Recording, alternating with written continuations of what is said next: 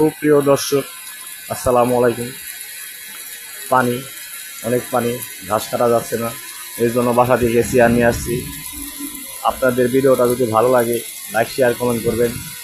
ঘাস কেটে রাখার মতো পরিস্থিতি নেই, এর জন্য আমি বাসা থেকে চেয়ার নিয়ে আসছি। আমি আমার ছাগলের জন্য ঘাস কাটছি।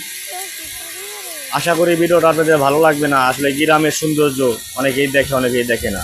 আমি স্বাধীন, আপনারা সবাই ভালো থাকেন।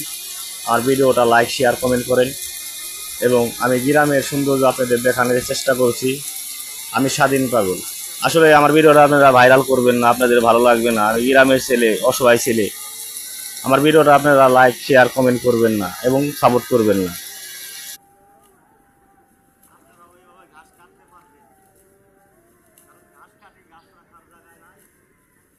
এর জন্য আমি বাসা থেকে চেয়ার নিয়ে আসছি, ঘাস কাটবো আর চেয়ার রাখবো আর হলো